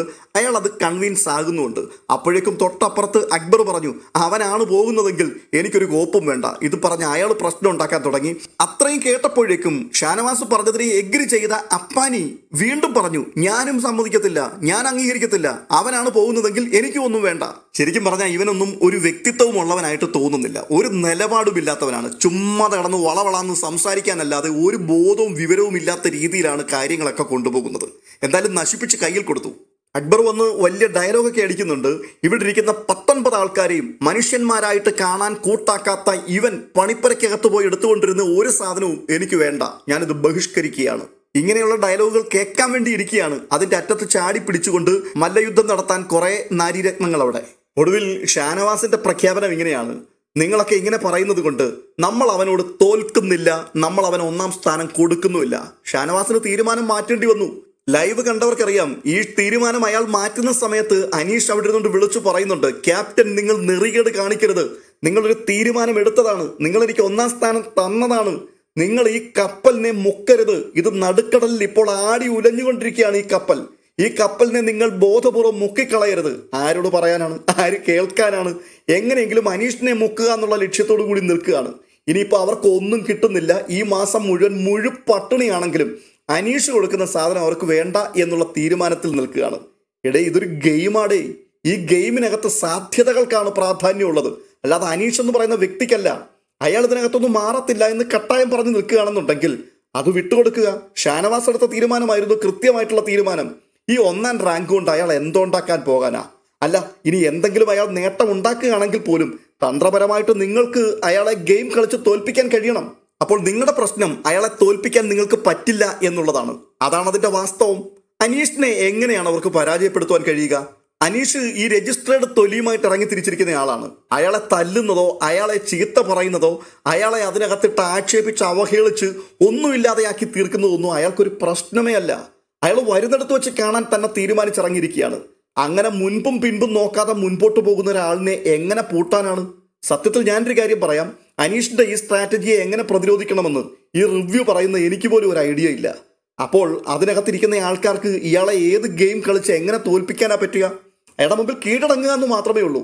അമ്മാതിരി ഗെയിം സ്ട്രാറ്റജിയുമായിട്ടാണ് ഈ അനീഷ് എന്ന് പറയുന്ന ഉൽപ്പന്നം അതിനകത്ത് കയറി പറ്റിയിരിക്കുന്നത്. എന്തായാലും ഷാനവാസ് തീരുമാനം മാറ്റുന്നു. ഉടൻ തന്നെ ആര്യൻ ഇയാളുടെ കഴുത്തിൽ കിടന്ന് 1-ാം റാങ്കിന്റെ ആ ടാഗ് വലിച്ചു പറിച്ച് ദൂരേക്ക് എറിയുന്നു. വീണ്ടും കലാപ അന്തരീക്ഷം സൃഷ്ടിക്കപ്പെടുകയാണ്. ആര്യൻ കൊണ്ടുവന്ന് അയാളുടെ കഴുത്തിലേക്ക് 2-ാം സ്ഥാനത്തിന്റെ ടാഗ് ഇടുന്നു. അക്ബർ കൊണ്ടുവന്ന് 13-ാം സ്ഥാനത്തിന്റെ ടാഗ് കൊണ്ടുവന്നിടുന്നു. ഇതിനെയെല്ലാം പറിച്ച് അയാൾ ദൂരേക്ക് എറിഞ്ഞുകൊണ്ടിരിക്കുന്നു. ഇതിനിടയിൽ നിർണായകമായ അനൗൺസ്മെന്റ് ബിഗ് ബോസിന്റെ ഭാഗത്തുനിന്ന് വരികയാണ്. നിങ്ങൾ ഈ ടാസ്കിൽ പരാജയപ്പെട്ടിരിക്കുന്നു, അതുകൊണ്ട് ഈ ടാസ്ക് ഇപ്പോൾ റദ്ദ് ചെയ്തിരിക്കുകയാണ്. ഈ വിഡ്ഢി കുശുമാണ്ടങ്ങളെല്ലാം കൂടി കൈയടിച്ചിട്ടാണ് അതിനെ ആഘോഷിക്കുന്നത്. നഷ്ടം ആർക്കാണ്? അവർക്ക് തന്നെയാണ് നഷ്ടം സംഭവിച്ചിരിക്കുന്നത്. ഈ ടാസ്ക് ബിഗ് ബോസിന്റെ ക്ലാസിക് ടാസ്ക് ആണ്. അതിനകത്ത് 1-ാം റാങ്ക് ലഭിക്കുക എന്ന് പറഞ്ഞു കഴിഞ്ഞാൽ അതൊരു വലിയ പദവിയും കാര്യങ്ങളും ഒക്കെ തന്നെയാണ്. പക്ഷേ അതുകൊണ്ട് ഒരിക്കലും ടൈറ്റിൽ വിന്നർ ആകാൻ പറ്റില്ല. Big Boss Malayalam season 7 cup ഉയർത്താനൊന്നും ഇവിടെ 1-ാം റാങ്ക് കിട്ടിയത് കൊണ്ട് ഈ അനീഷിന് പറ്റില്ല. പിന്നെ എന്തിനാണ് ഇത്രയും കിടന്നുകൊണ്ട് ഈ വാശി പിടിക്കുന്നത്? ഈ 1-ാം റാങ്ക് അയാൾക്ക് ലഭിച്ചത് കൊണ്ട് അയാൾക്ക് മറ്റെന്ത് നേട്ടമാണ് ഉണ്ടാക്കിയെടുക്കാൻ പറ്റുന്നത്? ഒരു പക്ഷേ ഈ സീസണിൽ എന്തെങ്കിലുമൊക്കെ പ്രിവിലേജസ് അതിനകത്തൂടെ അയാൾക്ക് കിട്ടിയേക്കാം. അതൊക്കെ വരുന്നിടത്ത് വെച്ച് കാണുക എന്നുള്ളത് മാത്രമേ ഉള്ളൂ. പക്ഷെ ഇപ്പോഴെന്താ സംഭവിച്ചിരിക്കുന്നത്? ഇവർക്ക് കിട്ടേണ്ട ലക്ഷറി ഐറ്റംസിന്റെ എല്ലാം വാതിലങ്ങ് അടയുകയാണ്. 2 പ്രാവശ്യം പണിപ്പുരയ്ക്കകത്തേക്ക് കയറാം എന്നുള്ളത് ഒന്നാക്കി വെട്ടിച്ചുരുക്കി കളഞ്ഞു. അതിനകത്തുകൂടി സംഭവിച്ച നഷ്ടം അടുത്ത പ്രാവശ്യം എടുക്കാമല്ലോ എന്ന് പറയാൻ പറ്റില്ല. ഓരോ പ്രാവശ്യവും കൃത്യമായിട്ടുള്ള ടൈമിങ്ങുകളുണ്ട്. ആ ടൈമിനകത്തുനിന്ന് മേടിച്ചെടുക്കാൻ പറ്റുന്നത് വലിയ വലിയ കാര്യങ്ങളാണ്. അപ്പോൾ ഒരു പ്രാവശ്യം അതിന്റെ വാതിൽ അടഞ്ഞു പോയി എന്ന് പറഞ്ഞാൽ അത് ഭയങ്കര നഷ്ടം തന്നെയാണ്. പണിപ്പുരയുടെ വാതിൽ അടഞ്ഞു എന്ന് പറഞ്ഞപ്പോഴേക്ക് അപ്പാനി പറയുന്നുണ്ട്, താങ്ക് യു ബിഗ് ബോസ്, അങ്ങനെ തന്നെ വേണമെന്ന്. ഇരിക്കുന്ന കൊമ്പ് മുറിച്ച് കളഞ്ഞിട്ടാണ് ഈ എമണ്ടൻ ഡയലോഗൊക്കെ അടിക്കുന്നത്. പക്ഷേ ലൈവ് കണ്ടിട്ടുള്ള ആൾക്കാർക്കറിയാം അതിനുശേഷം തമ്മിലടിയായിരുന്നു. ശാരിക പറയുന്നുണ്ട്, നിങ്ങൾ കാണിച്ചത് അങ്ങേയറ്റം ബുദ്ധിമോശമായി പോയി. നമുക്ക് ഭക്ഷണമാണ് ആവശ്യം. ഭക്ഷണം ഉണ്ടെങ്കിലല്ലേ ആരോഗ്യം ഉണ്ടാവും. ആരോഗ്യം ഉണ്ടെങ്കിലല്ലേ കളിക്കാൻ പറ്റുള്ളൂ. നമുക്ക് ഡ്രസ്സിന് ആവശ്യമുണ്ട്. ഇതൊന്നുമില്ലാതെ ഈ റേഷനുമായിട്ട് എത്ര ദിവസം മുമ്പോട്ട് പോകാൻ പറ്റും? പരിമിതമായ ഭക്ഷണം മാത്രമാണ് അവർക്കവിടെ കിട്ടുന്നത്. കഴിഞ്ഞ ദിവസം ഒരു ചപ്പാത്തി 3 കഷ്ണമായിട്ട് മുറിച്ച് 3 പേർ തിന്നുന്ന കാഴ്ച കണ്ടു. രാത്രിയിൽ ഡെയിലി കഞ്ഞിയാണ്. ഓരോരുത്തരും ഒട്ടിത്തുടങ്ങി. ഒറ്റയാഴ്ച കൊണ്ട് തന്നെ പലരുടെയും കോലം തന്നെ മാറിയിട്ടുണ്ട്. പക്ഷേ പട്ടിണി കിടന്നിട്ടാണെങ്കിലും അനീഷിനെ 1-ാമനാക്കുവാൻ തീരുമാനിക്കുന്നില്ല. അതാണ് പ്രശ്നം. തുടർന്ന് നമ്മുടെ കലാഭവൻ സരികയോട് ഷാനവാസ് സംസാരിക്കുന്നുണ്ട്. ഈ ടാസ്ക് റദ്ദായാൽ കൂടി നമുക്ക് എന്താണ് നഷ്ടപ്പെട്ടതെന്ന് അയാൾ ചോദിക്കുമ്പോൾ അത് നമുക്ക് ഭക്ഷണവും ഡ്രസ്സുമാണ് നഷ്ടപ്പെട്ടത്. എന്നിട്ട് പുള്ളിക്കാരി പറയുന്നൊരു കാര്യമുണ്ട്, അതെ, എൻ്റെ ജീവിതത്തിൽ ഇതുവരെ ഞാൻ ഒരു മനുഷ്യനെയും ഡിപ്പെൻഡ് ചെയ്ത് ജീവിച്ചിട്ടില്ല. മേലിലും അങ്ങനെ ജീവിക്കരുത് എന്ന് തന്നെയാണ് എൻ്റെ ആഗ്രഹം. അതുകൊണ്ട് ഭക്ഷണം കിട്ടിയില്ലെങ്കിൽ വേണ്ട. അപ്പോൾ വീണ്ടും ഷാനവാസ് കുത്തി ചോദിക്കുന്നുണ്ട്, ഈ 1-ാം റാങ്ക് അയാൾക്ക് കൊടുത്തിരുന്നെങ്കിൽ എന്താണ് ബുദ്ധിമുട്ട് എന്നുള്ളത് പറയാൻ വേണ്ടി. അപ്പോൾ പുള്ളിക്കാരി പറയുകയാണ്, ഈ ഭക്ഷണം എടുക്കുവാൻ പണിപ്പുരയിലേക്ക് പോകാൻ വേണ്ടി മാത്രമായിരുന്നു ഈ 1-ാം റാങ്ക് കിട്ടുന്നതെങ്കിൽ അതിന് ഞാൻ എഗ്രി ചെയ്തേനെ. പക്ഷേ ഇതിനകത്ത് ചതിക്കുഴികളുണ്ട്. എന്തൊക്കെയോ പ്രിവിലേജുകൾ ഇതിനകത്ത് ഒളിഞ്ഞിരിപ്പുണ്ട്. ഈ ഒരു 1-ാം റാങ്ക് അയാൾക്ക് കിട്ടിയാൽ പിന്നെ ജീവിതത്തിൽ ഒരിക്കലും അയാളെ നോമിനേഷനിലേക്ക് കൊണ്ടുവരാൻ പറ്റില്ല എന്ന് പറഞ്ഞു പോയാലോ? അങ്ങനെ ബിഗ് ബോസ് പറയാൻ സാധ്യതയുണ്ട്. അതുകൊണ്ടൊക്കെ തന്നെയാണ് അയാൾ വേണ്ട എന്ന് ഞാൻ തീരുമാനിച്ചത്. പിന്നെ എനിക്ക് ഈ പൊട്ടും കുത്തി നല്ല ഡ്രസ്സും ഇട്ട് ഒരുങ്ങിക്കെട്ടി നടക്കണമെന്ന് വലിയ താല്പര്യമൊന്നുമില്ല. ഇവിടുത്തെ തക്കാളിക്കായും ബീട്രൂട്ടും ക്യാബേജും ഒക്കെ കഴിച്ച് ആ പരിമിതമായ ഭക്ഷണത്തിൽ ജീവിക്കാൻ എനിക്ക് താല്പര്യവുമാണ്. ആട്ടെ, എന്താണ് ഇപ്പോൾ കഴിക്കാനുള്ളത്? കഴിക്കാൻ അവിടെ ബീട്രൂട്ടും ക്യാരറ്റും ഒക്കെ ഇരിപ്പുണ്ട്. അത് ശരി, എപ്പോൾ എന്തെങ്കിലും ഉണ്ടാക്കണ്ടേ? ഞാൻ കഞ്ഞി ഉണ്ടാക്കി തരാം. ആ കഞ്ഞി ഉണ്ടാക്കി തരാമെന്ന് പറയുന്നത് വളരെ ദയനീയമായിട്ടായിരുന്നു കേട്ടോ. എന്ന് വെച്ചാൽ പെട്ടു എന്നുള്ളത് വളരെ കൃത്യമാണ്. എങ്കിലും അതങ്ങോട്ട് അംഗീകരിക്കുവാനുള്ള ആ വൈമനസ്യം അത് സമ്മതിച്ചേ പറ്റൂ. പിന്നീട് പഴയ ക്യാപ്റ്റൻ പുതിയ ക്യാപ്റ്റന് ആ സ്ഥാനം കൈമാറുന്നതിന്റെ ഒരു ഔദ്യോഗിക ചടങ്ങ് പോലൊരു പരിപാടിയാണ്. സ്വന്തമായിട്ടുള്ളത് എന്തെങ്കിലും അദ്ദേഹത്തിന് സന്തോഷത്തോടെ കൊടുത്തുകൊണ്ട് ആ ക്യാപ്റ്റൻസി കൈമാറിക്കോളാനാണ് ഈ അനീഷിനോട് ബിഗ് ബോസ് പറയുന്നത്. അയാൾക്ക് കൊടുക്കാനൊന്നുമില്ല കേട്ടോ. അയാളുടെ കട്ടിലിന്റെ ഡ്രോയറിനകത്ത് ആകെപ്പാടെ ഇട്ട് മുഷിഞ്ഞ 1-2 അടിവസ്ത്രങ്ങളും പിന്നെ ഒരു പാൻറ്റും ഉടുപ്പും ഒക്കെ മാത്രമേ കിടപ്പുള്ളൂ. അതെല്ലാം തിരിച്ചു മറച്ചു വിട്ടൊക്കെ നോക്കുന്നുണ്ടായിരുന്നു അയാൾ എന്തെങ്കിലും കൊടുക്കാനുണ്ടോ എന്നറിയാൻ വേണ്ടി. പക്ഷെ ഒന്നുമില്ല, ഒരു ചീപ്പ് മാത്രമേ ഉള്ളൂ. ഒരു പ്ലാസ്റ്റിക് കവറിനകത്ത് ആ ചീപ്പ് ഇട്ട് വന്നിട്ട് പറയുകയാണ്, എൻ്റെ ഹൃദയത്തിൽ നിന്നും നിറഞ്ഞ സ്നേഹത്തോടെ ഞാൻ തരികയാണ്. ബാക്കിയുള്ളതെല്ലാം ഉപയോഗിച്ച സാധനങ്ങളാണ്. അങ്ങനെ ഉപയോഗിച്ച സാധനമൊക്കെ തരുന്നത് മോശമല്ലേ? അതുകൊണ്ട് ഹൃദയം നിറയെ സ്നേഹത്തോടു കൂടി നിങ്ങൾ സുന്ദരനായിരിക്കുവാൻ വേണ്ടി ഈ ചീപ്പ് ഞാൻ നിങ്ങൾക്ക് തരുന്നു എന്ന് പറഞ്ഞുകൊണ്ട് സന്തോഷത്തോടെ അനീഷ് അത് കൈമാറുന്നുണ്ട്. അത് ആ സന്തോഷത്തോടെ തന്നെ ഷാനവാസ് ഏറ്റെടുക്കുകയും ചെയ്യുന്നുണ്ട്. അപ്പോൾ അതിനകത്തുനിന്ന് വേറെ ഡയലോഗുകളൊക്കെ വരുന്നുണ്ട്, വെറും ചീപ്പാക്കി കളഞ്ഞു പുതിയ ക്യാപ്റ്റനെ എന്ന്. പിന്നീട് കാണുന്നത് അല്ലറ ചില്ലറ മോഷണ പരിപാടികളൊക്കെയാണ്. ബിഗ് ബോസ് വീട്ടിലെ ആസ്ഥാന കള്ളൻ എന്ന് പറയുന്നത് നെവിനാണ്. എവിടെ ആരെന്ത് സാധനം വെച്ചാലും അയാൾ അത് അടിച്ചു മാറ്റിയിരിക്കും. ഇതിനിടയ്ക്ക് കുറച്ച് പച്ചക്കറിയും പഴവർഗ്ഗങ്ങളും ഒക്കെ എത്തിയിട്ടുണ്ട്. ആപ്പിൾ വന്നു, ആ കൂട്ടത്തിൽ തക്കാളി വന്നിട്ടുണ്ട്. ആപ്പിൾ ആരും കാണാതെ ആദ്യം നെവിൻ തന്നെ അടിച്ചു മാറ്റി. നെവിൻ ഒളിഞ്ഞിരുന്നതുകൊണ്ട് തിന്നുന്നത് ആരൊക്കെയോ കാണുന്നുണ്ട്. ആപ്പിൾ തിന്നുകയാണോ, ഞങ്ങൾക്കും വേണം. ആ വീട്ടിൽ അപ്പോഴാണ് ശരിക്കും എല്ലാവരും അറിയുന്നത് ഇങ്ങനെയൊക്കെ ചില സാധനങ്ങൾ അവിടെ എത്തിയിട്ടുണ്ടെന്ന്. തുടർന്ന് നെവിൻ്റെ പല മോഷണങ്ങളും ഈ ഭക്ഷണ ഐറ്റംസ് ഒക്കെയാണ്. വിശന്ന് കിടക്കുകയല്ലേ, അതുകൊണ്ട് പലതും അടിച്ചു മാറ്റി അയാൾ തിന്നുന്ന കാഴ്ചയൊക്കെ ബിഗ് ബോസ് കാണിക്കുന്നുണ്ട്. ഈ അടിച്ചു മാറ്റി തിന്നുന്നത് അത് രഹസ്യത്തിൽ പതുങ്ങിയിരുന്നു കൊണ്ടാണ് തിന്നുന്നത്. ഇയാളിത് മോഷ്ടിച്ച് തിന്നുന്നൊന്നും ആരും കാണുന്നില്ല. എന്നിട്ട് പരസ്യമായിട്ട് തിന്നുന്ന ആൾക്കാരുടെ ഒക്കെ മുമ്പിൽ പോയി കൈ നീട്ടി മാക്സിമം പുള്ളി മേടിച്ച് തിന്നുകയും ചെയ്യുന്നുണ്ട്. അതാണ് അതിലെ ഏറ്റവും വലിയ രസകരമായൊരു കാര്യം. പുള്ളി പാവത്താൻ അയാൾക്ക് കിട്ടിയില്ലെന്ന് കണ്ടിട്ടാണ് എല്ലാവരും ആപ്പിൾ എടുത്ത് എന്നാൽ ഒന്ന് കടിച്ചു എന്ന് പറഞ്ഞ് ഇച്ചിരിച്ച പുള്ളിയുടെ കയ്യിലോട്ട് കൊടുക്കുന്നത്. ഇങ്ങനെ അതും കഴിക്കുന്നുണ്ട്. അടിച്ചു മാറ്റിയ സാധനം സുരക്ഷിത സ്ഥാനത്ത് ഒളിപ്പിച്ചു വെച്ചിട്ട് കഴിക്കുകയും ചെയ്യുന്നുണ്ട്. എന്തായാലും ഈ അടിച്ചു മാറ്റിക്കൊണ്ടൊന്ന് സൂക്ഷിച്ചു വെച്ചത് വേന്ദ്രന്മാർ വന്ന് പൊക്കി. നെവിൻ പോലും അറിയാതെ അപ്പാനി ആപ്പിളുമായിട്ട് വേറെ വഴിക്ക് പോയി. തുടർന്ന് വൈകിട്ട് 4 മണിയാകുമ്പോഴേക്കും എല്ലാ ചങ്ങാതിമാരെയും ബിഗ് ബോസ് ലിവിംഗ് സ്പേസിലേക്ക് വിളിച്ചു വരുത്തിയിട്ട് ഒരു പ്രധാന അറിയിപ്പ് പറയുകയാണ്. എല്ലാവരും ഞെട്ടിപ്പോയി കേട്ടോ. ബിഗ് ബോസ് ഇവിടെ വെച്ച് അവസാനിപ്പിക്കുകയാണ്. ഇനി ഈ ഷോ മുമ്പോട്ട് പോവില്ല. നിങ്ങൾക്കിവിടെ താമസിക്കാം, ഭക്ഷണവും തരും, വെള്ളവും തരും, നിങ്ങളെ അതിഥികളായിട്ട് ഞങ്ങൾ പരിഗണിച്ചോളാം. എല്ലാവരും ആകെപ്പാടെ ഷോക്കായിപ്പോയി. വെറുതെയാണ്, ചുമ്മാതെ ബിഗ് ബോസ് നമ്മളെ പേടിപ്പിക്കുകയാണ്. ഇല്ല, നിങ്ങളുമായിട്ട് ഇനി ഞാൻ ആശയവിനിമയം നടത്തുവാൻ താല്പര്യപ്പെടുന്നില്ല. ഇവിടെ നടക്കുന്ന ഒരു കാര്യങ്ങളും റെക്കോർഡ് ചെയ്ത് ഹോട്ട്സ്റ്റാറിലോ ഏഷ്യാനെറ്റിലോ കൂടി ഞങ്ങൾ പ്രദർശിപ്പിക്കുവാനും താല്പര്യപ്പെടുന്നില്ല. താൽക്കാലികമായി ഈ ഷോ റദ്ദ് ചെയ്തിരിക്കുകയാണ്. അപ്പോൾ എല്ലാവരും കൂടെ ചോദിക്കുന്നുണ്ട്, എന്തുപറ്റി ബിഗ് ബോസ് അങ്ങനെ തീരുമാനം എടുക്കാൻ, എന്താണ് കാരണം? അതെ, കഴിഞ്ഞ ദിവസം മോഹൻലാൽ വന്ന് പറഞ്ഞിരുന്നു ഇവിടുത്തെ റൂളുകൾ നിങ്ങൾ ബ്രേക്ക് ചെയ്യുന്നതിനെക്കുറിച്ച്. അതിനു മുൻപ് ഞാനും നിങ്ങളോട് പറഞ്ഞിരുന്നു ഈ റൂളുകൾ ഇത് പാലിക്കേണ്ടതാണ്, നിയമങ്ങൾ പാലിക്കണം. പക്ഷേ നിങ്ങൾ നിങ്ങളുടെ സൗകര്യത്തിനനുസരിച്ചാണ് ഇവിടെ പ്രവർത്തിച്ചു കൊണ്ടിരിക്കുന്നത്. ബിഗ് ബോസിന്റെ നിയമങ്ങൾക്കൊന്നും യാതൊരു പ്രസക്തിയും ഈ ആൾക്കാർ കൊടുക്കുന്നില്ല എന്നുള്ളത് വളരെ കൃത്യമായിട്ടുള്ളൊരു കാര്യമാണ്. ബിഗ് ബോസ് തുറന്നു പറയുകയാണ്, മേക്കപ്പ് ഐറ്റങ്ങൾ അത് ഉപയോഗിക്കാൻ പാടില്ല എന്ന് പറഞ്ഞു. തിരികെ മേടിച്ചു, പക്ഷെ അപ്പോഴും മോഷ്ടിച്ച് കയ്യിൽ വെച്ചു. വീണ്ടും അതിനെക്കുറിച്ച് സംസാരിച്ചു. മോഹൻലാൽ അത് ചൂണ്ടിക്കാണിച്ചു. എന്നിട്ട് അത് മടക്കി കൊടുക്കണം എന്ന് പറഞ്ഞു. ഇത്രയൊക്കെ ആയിട്ടും ഇപ്പോഴും നിങ്ങൾ നിയമം ലംഘിച്ചുകൊണ്ടിരിക്കുകയാണ്. അപ്പോൾ ജിസേലൊക്കെ അമ്പരന്ന് നോക്കുകയാണ്. എന്ന് വെച്ചാൽ കയ്യിലുണ്ടായിരുന്ന സാധനം എല്ലാം കൊടുത്തു കഴിഞ്ഞു, പിന്നെ എന്ത് നിയമലംഘനമാണ്? അതെ, പുതിയ നിയമലംഘനം വന്നിട്ടുണ്ട്. ഈ കയ്യിൽ ആ ബാഡ്ജ് കുത്തിയിരിക്കുന്ന ആൾക്കാരുണ്ടല്ലോ, അവർക്ക് അത്യാവശ്യം മേക്കപ്പ് ഐറ്റംസ് ഒക്കെ കൊടുത്തിട്ടുണ്ടായിരുന്നു. അത് അവർക്ക് മാത്രം യൂസ് ചെയ്യാനുള്ളതാണ്, വേറെ ആർക്കും കൊടുക്കാൻ പാടില്ല. ഈ ആദിലയും ന്യൂറയും കൂടി എല്ലാ ആൾക്കാർക്കും ഇത് കൊടുത്ത് സൽക്കരിച്ചു. ബിഗ് ബോസ് അതിനെ കൃത്യമായിട്ട് ഒരു നിയമലംഘനമായി ചൂണ്ടിക്കാണിക്കുകയാണ്. അത് ചെയ്യാൻ പാടില്ലാത്ത കാര്യമാണ്. പിന്നീട് ബിഗ് ബോസ് പറയുന്നുണ്ട്, ഇനി അത് ആവർത്തിക്കത്തില്ല എന്ന് ഉറപ്പ് തരാമെങ്കിൽ ക്യാപ്റ്റനും എല്ലാ ആൾക്കാരും കൂടി അത് എഗ്രി ചെയ്യാമെന്നുണ്ടെങ്കിൽ തുടർന്ന് ഈ ഷോ മുൻപോട്ട് കൊണ്ടുപോകാം. എന്തായാലും ബിഗ് ബോസിന്റെ ഇത്തരത്തിലുള്ള ഒരു ഇടപെടൽ എല്ലാവരെയും ഒന്ന് ഞെട്ടിച്ചു കളഞ്ഞു. ഒടുവിൽ എല്ലാവരും കൂടി ബിഗ് ബോസിനോട് എഗ്രി ചെയ്യുന്നുണ്ട്. അങ്ങനെയാണ് ഷോ വീണ്ടും തുടങ്ങാമെന്ന് ബിഗ് ബോസ് തീരുമാനിക്കുന്നത്. അങ്ങനെ പറഞ്ഞില്ലായിരുന്നെങ്കിലുള്ള അവസ്ഥയൊന്ന് ഓർത്ത് നോക്കിയേ. ബിഗ് ബോസിന്റെ വാക്കിൽ നിന്ന് ബിഗ് ബോസിന് മാറാൻ പറ്റുമോ? അപ്പൊ ഈ ഷോ ഇവിടെ വെച്ച് നിർത്തലാക്കില്ലേ? കോടികൾ വാരി എറിഞ്ഞ ഷോ ഒറ്റയാഴ്ച കൊണ്ട് നിന്നു പോവുകയല്ലേ?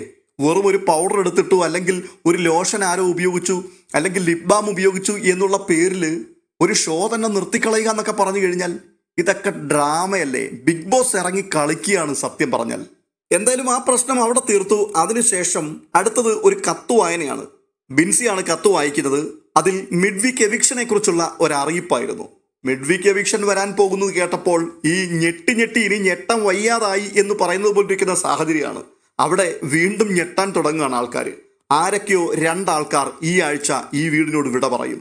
തുടർന്ന് വിശദമായിട്ട് ആ ലെറ്റർ വായിക്കുകയാണ്. മിഡ് വീക്ക് എവിക്ഷനിലൂടെ രണ്ടാൾക്കാർ ഈ ആഴ്ചയിൽ പുറത്തു പോകും. അങ്ങനെ പുറത്തു പോകാൻ പാടില്ല എന്നാണ് നിങ്ങൾ ആഗ്രഹിക്കുന്നതെങ്കിൽ എന്തുകൊണ്ട് നിങ്ങളെ പുറത്താക്കാൻ പാടില്ല? നിങ്ങൾ ഇവിടെ നിൽക്കുവാനുള്ള അർഹത എന്താണ് എന്നുള്ളത് ചുരുങ്ങിയ വാക്കുകളിൽ നിങ്ങൾ മറ്റുള്ളവരെ സംസാരിച്ച് ബോധ്യപ്പെടുത്തണം. അതെല്ലാം കേട്ടതിന് ശേഷം അവരത് എഗ്രി ചെയ്യുന്നുണ്ട് എങ്കിൽ നിങ്ങൾക്ക് രക്ഷപ്പെടാം.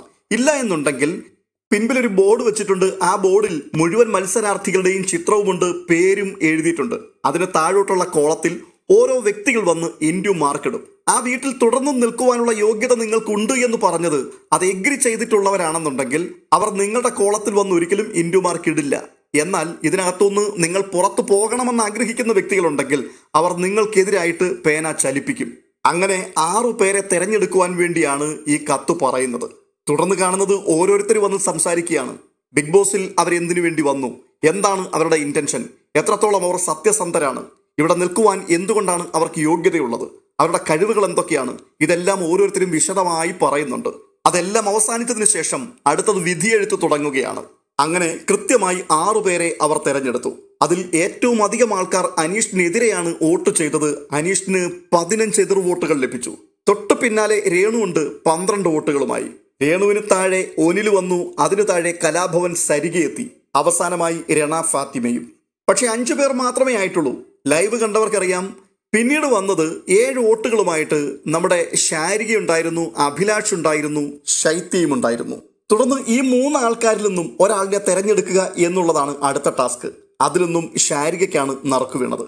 അങ്ങനെ 6 ആൾക്കാർ മിഡ് വീക്ക് എവിക്ഷന് വേണ്ടി തിരഞ്ഞെടുക്കപ്പെട്ടു. ഇനി വരാൻ പോകുന്നത് ഇവർക്ക് വേണ്ടിയുള്ള ടാസ്കുകളാണ്.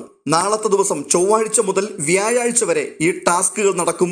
ഇതിനുള്ളിൽ 2 ആൾക്കാർ പുറത്തു പോകും ഈ ടാസ്കിൽ പരാജയപ്പെടുന്നവർ. ഇത്രയും കഴിഞ്ഞൊന്ന് ആശ്വാസമായി എന്ന് കരുതിയിരിക്കുമ്പോൾ അടുത്ത ടാസ്ക് ലെറ്റർ വീണ്ടും വരികയാണ്. അതായത് നോമിനേഷൻ പ്രക്രിയ, പതിവ് പോലെ നടക്കുന്ന നോമിനേഷൻ പ്രക്രിയ ആരംഭിക്കുകയാണ്.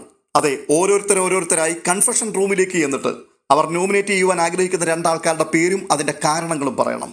അപ്പോൾ തന്നെ മിഡ് വീക്ക് എവിക്ഷന് വേണ്ടി നോമിനേറ്റ് ചെയ്തിരിക്കുന്ന വ്യക്തികൾ അവരുടെ പേര് പറയാൻ പാടില്ല. അതുമാത്രവുമല്ല, ഷാനവാസിനെയും അക്ബറിനെയും ഒരു പണിഷ്മെന്റിനോടുള്ള ബന്ധത്തിൽ കഴിഞ്ഞ ആഴ്ചയിൽ തന്നെ ഡയറക്റ്റ് നോമിനേഷനിലേക്ക് വിട്ടിരുന്നു. അതുകൊണ്ട് അവരുടെ പേരും പറയാൻ പാടില്ല. ചുരുക്കത്തിൽ ഓൾറെഡി 8 പേർ ഇപ്പോൾ തന്നെ നോമിനേറ്റഡ് ആയിട്ട് നിൽക്കുകയാണ്. തുടർന്ന് സാധാരണക്കാർ നമ്മളൊക്കെ വോട്ട് ചെയ്ത് ആൾക്കാരെ പുറത്താക്കേണ്ട നോമിനേഷൻ അങ്ങോട്ട് ആരംഭിക്കുകയാണ്. ആ നോമിനേഷനിൽ വളരെ കൃത്യമായി ഓരോരുത്തരും മറ്റുള്ളവരെ നിരീക്ഷിച്ച് അവരുടെ മൈനസ് പോയിന്റുകളൊക്കെ ചൂണ്ടിക്കാട്ടി അവരെ നോമിനേറ്റ് ചെയ്യാൻ തുടങ്ങി. ആദ്യമായിട്ട് കൺഫെഷൻ റൂമിലേക്ക് എത്തുന്നത് അപ്പാനിയാണ്. അദ്ദേഹം ശൈത്യയുടെയും നവീന്റെയും പേരുകളാണ് പറയുന്നത്. ഈ 2 ആൾക്കാരും ഒട്ടും തന്നെ ആക്റ്റീവ് അല്ല എന്നുള്ളതായിരുന്നു അയാളുടെ കണ്ടെത്തൽ. അതിനുശേഷം രേണു സുധി എത്തുന്നുണ്ട്. അപ്പാനി ശരത്തിനെയാണ് നോമിനേറ്റ് ചെയ്യുന്നത്. അയാൾ ഗ്രൂപ്പ് ഉണ്ടാക്കുന്നു, ഗ്രൂപ്പ് കളി നടത്തുന്നു എന്നുള്ളതാണ് അപ്പാനിയുടെ മേലുള്ള രേണു സുധിയുടെ ആരോപണം. കൂടാതെ ജിസേലിനെയും നോമിനേറ്റ് ചെയ്യുന്നുണ്ട്. അവർ കൂടെ ഇവിടുത്തെ റൂളുകൾ ബ്രേക്ക് ചെയ്യുന്നു എന്നുള്ളതായിരുന്നു രേണു സുധി ചൂണ്ടിക്കാട്ടിയത്. പിന്നീട് എത്തുന്നത് ശൈത്യയാണ്. ശൈത്യയും ജിസേലിനെയാണ് ആദ്യമായി പറയുന്നത്. ജിസേലിന്റെ മേലുള്ള കുറ്റം അവർ ഡബിൾ മീനിങ് ഉള്ള വാക്കുകൾ പറയുന്നു എന്നുള്ളതായിരുന്നു. അതിനുശേഷം ശൈത്യ ആദിലയെയും നോറയെയും നോമിനേറ്റ് ചെയ്യുന്നു. അവർ പേഴ്സണൽ ഗ്രഡ്ജ് വെച്ച് പുലർത്തിക്കൊണ്ടിരിക്കുന്നു എന്നുള്ള ഒരു ആരോപണം പറയുന്നുണ്ട്. അതിനുശേഷം ആദിലയും നൂറയും വന്നിട്ട് ജിസേലിനെയും ആര്യനെയും നോമിനേറ്റ് ചെയ്യുന്നു. നിവിൻ എത്തിയിട്ട് ആദിലയെയും നൂറയും നോമിനേറ്റ് ചെയ്യുന്നു. ബിൻസിക്കെതിരെയും നോമിനേഷൻ വാക്കുകൾ പറയുന്നു. അതിനുശേഷം ശാരിക എത്തുന്നു. ശാരിക അനുമോളെ ആദ്യമായി നോമിനേറ്റ് ചെയ്യുന്നു. അനുമോൾ സേഫ് ഗെയിമാണ് കളിക്കുന്നത്. അതുപോലെ ശൈത്യ ഒട്ടും ആക്റ്റീവ് ആയിട്ടില്ല എന്നുള്ള കാരണം ചൂണ്ടിക്കാട്ടി അവരെയും നോമിനേറ്റ് ചെയ്യുന്നു. തുടർന്ന് ജിസേൽ എത്തുന്നുണ്ട്. ജിസേൽ ഡോക്ടർ ബിന്നിയെയാണ് ആദ്യം തന്നെ നോമിനേറ്റ് ചെയ്യുന്നത്. അവരുടെ ക്യാരക്ടർ അത് വല്ലാത്ത പ്രയാസമുണ്ടാക്കുന്നു എന്നാണ് ജിസേൽ പറഞ്ഞത്. കാരണം അവർ എല്ലായിടത്തും ഡോമിനേറ്റ് ചെയ്യുകയാണ്. അടുക്കളയിൽ പോയാൽ അവിടെ ഡോമിനേറ്റ് ചെയ്യുന്നു, പിന്നീട് ബാത്റൂമിൽ പോയാൽ അവിടെ, ക്ലീനിങ് സെക്ഷനിലേക്ക് പോയി കഴിഞ്ഞാൽ അവിടെ അവരുടെ ആധിപത്യം നടക്കുന്നു. അവർ ശരിക്കും ഒരു ഹൗസ് വൈഫിനെ പോലെയാണ് ഈ വീട്ടിൽ പെരുമാറുന്നത്. ഒരുമാതിരി കൊച്ചമ്മ നയമുണ്ടല്ലോ, ആ പരിപാടിയാണ് ഇവിടെ കാണിച്ചുകൊണ്ടിരിക്കുന്നത്. മറ്റുള്ളവരുടെ മേലെ ആധിപത്യം പുലർത്തുന്ന ആ ഒരു ഡോമിനേറ്റിംഗ് ക്യാരക്ടറാണ് നമ്മുടെ ഡോക്ടർ ബിന്നിക്ക് എന്ന് പറഞ്ഞ് അവരെ നോമിനേറ്റ് ചെയ്യുകയാണ്.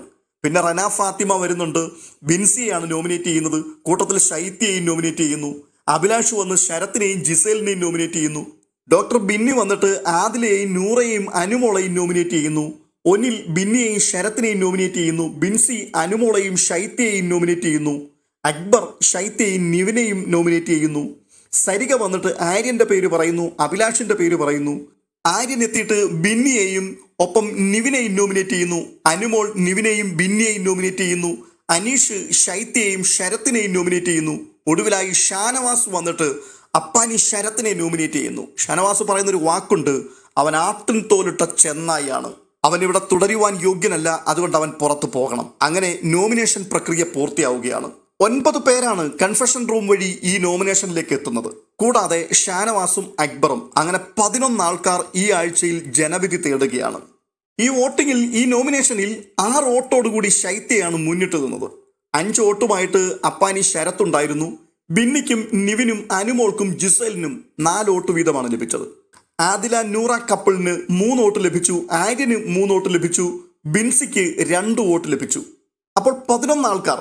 അതുകൂടാതെ ഈ മിഡ് വീക്ക് എവിക്ഷനിലേക്ക് 6 പേർ കൂടി നോമിനേറ്റ് ചെയ്യപ്പെട്ടു. ചുരുക്കി പറഞ്ഞു കഴിഞ്ഞാൽ ബിഗ് ബോസ് മലയാളത്തിന്റെ ചരിത്രത്തിൽ ആദ്യമായി 17 പേർ ഒറ്റയാഴ്ചയിൽ നോമിനേഷൻ ലിസ്റ്റിലേക്ക് ഇടം പിടിച്ചിരിക്കുന്നു. ഇതിനകത്ത് രക്ഷപ്പെട്ടു പോയ ഒരൊറ്റയാൾ മാത്രമേ ഉള്ളൂ, അത് അഭിലാഷാണ്. മിഡ് വീക്ക് എവിക്ഷനിലും അയാൾ വന്നില്ല, ഡയറക്റ്റ് നോമിനേഷനിലും അയാൾ എത്തിയില്ല, കൺഫെഷൻ റൂം വഴിയുള്ള നോമിനേഷനിലും അയാളുടെ പേര് വന്നില്ല. പിന്നീട് കാണുന്ന കാഴ്ച ഈ ഒറ്റ കണ്ണടയും വെച്ചുകൊണ്ട് നടക്കുന്ന ഒരു കൂട്ടം ആൾക്കാരെയാണ്. അതായത് ഈ മിഡ് വീക്ക് എവിക്ഷനിലേക്ക് പേര് വന്ന 6 ആൾക്കാരുണ്ടല്ലോ, അവരുടെ കാഴ്ചയാണ്. കണ്ണോപ്പറേഷനൊക്കെ കഴിഞ്ഞിട്ട് ആൾക്കാർ കണ്ണാടിയും വെച്ച് വരുന്നത് പോലെ ഇവിടെ അവരുടെ കണ്ണടയുടെ ഒരു ഗ്ലാസ് കറുത്തതും മറ്റൊന്ന് വെളുത്തതുമാണ്. കറുത്ത ഗ്ലാസിൽ മിഡ് വീക്ക് എവിക്ഷൻ എന്ന് കൃത്യമായി എഴുതി വെച്ചിട്ടുണ്ട്. ഇത് വെച്ചുകൊണ്ട് വെള്ളിയാഴ്ച വരെ ഈ ആൾക്കാർ ആ വീട്ടിൽ നടക്കണം. എന്തൊരു ശിക്ഷയാണ്! ഈ കണ്ണടയൊക്കെ വെച്ചുകൊണ്ട് ശാരിക പറയുന്നൊരു കാര്യമുണ്ട്, ഇത്രയും പണി ഇന്നിവിടെ വന്നതിൻ്റെ കാരണം എന്താണെന്നറിയാമോ? ഈ മിഡ് വീക്ക് എവിക്ഷൻ്റെ പരിപാടിയും പ്രശ്നങ്ങളും ഒക്കെ വന്നത് ഇന്ന് രാവിലെ ഇവിടെ കിടന്ന് കാട്ടിക്കൂട്ടി കസർത്തുകളൊക്കെയാണ്. അതായത് ഈ റാങ്കിങ് ടാസ്കിനോടുള്ള ബന്ധത്തിൽ വലിയ ബഹളം ഉണ്ടാക്കിയല്ലോ, ആ ബഹളത്തിനുള്ള പണിഷ്മെൻ്റ് ആയിട്ടാണ് ബാക്കിയുള്ളതെല്ലാം ബിഗ് ബോസ് കൊണ്ടുവന്നതെന്നാണ് ശാരിക പറഞ്ഞു വരുന്നത്. അവരുടെ ചർച്ചയ്ക്കിടയിൽ ഒരാൾ രേണു സുധിയോട് പറയുന്നുണ്ട്, രേണു ചേച്ചി ഒന്നും ഇങ്ങനെയല്ല ആൾക്കാർ കാണാൻ ആഗ്രഹിക്കുന്നത്. ഞാൻ പറഞ്ഞല്ലോടാ, എനിക്ക് പറ്റില്ല, എനിക്ക് പോണം തന്നെയാണ് എൻ്റെ ആഗ്രഹം. ഇപ്പം തന്നെ എൻ്റെ ഹെൽത്ത് മൊത്തം മോശമായിട്ടിരിക്കുകയാണ്.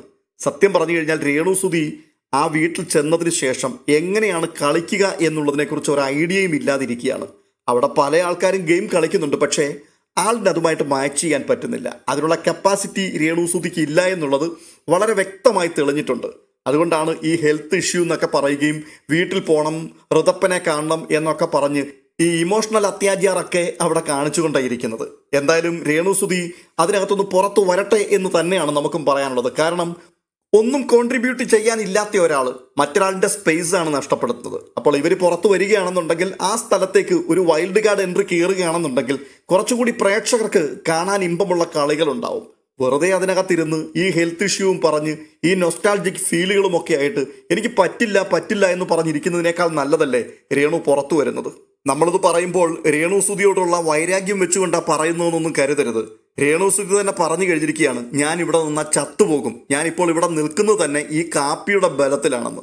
എന്തിനാണ് ഈ ഫാൻസ് അസോസിയേഷൻ എല്ലാം കൂടി അവരെ അവിടെ പിന്നെയും പിടിച്ചു നിർത്തണമെന്ന് നിർബന്ധിക്കുന്നത്?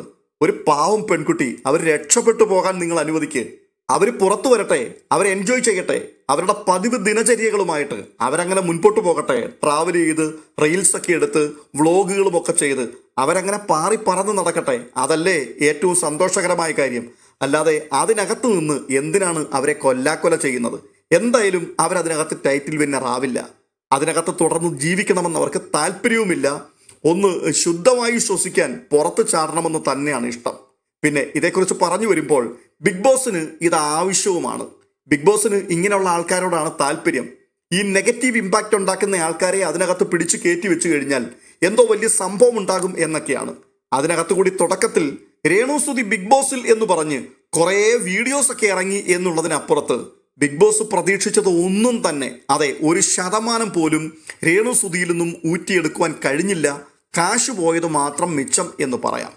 അപ്പോൾ ഇത്രയൊക്കെ ഉള്ളൂ ഇന്നത്തെ എപ്പിസോഡിൽ പറയാൻ. പിന്നീട് കാണുന്നത് ഈ പാതിരാത്രിയിൽ അഭിലാഷും നമ്മുടെ ജിസേലും നെവിനും ഒക്കെ കൂടെ പുറത്തു നിന്നുകൊണ്ട് കൊച്ചു വർത്തമാനം പറയുന്നതും അതിനുശേഷം കിടക്കയിലേക്ക് പോയി കിടക്കുന്നു. അവിടെ കിടക്കുന്ന സ്ഥലത്ത് വെച്ച് ചില കുസൃതികളൊക്കെ കാണിക്കുന്ന അല്ലറ ചില്ലറ കാഴ്ചകളൊക്കെ മാത്രമേ ഉള്ളൂ.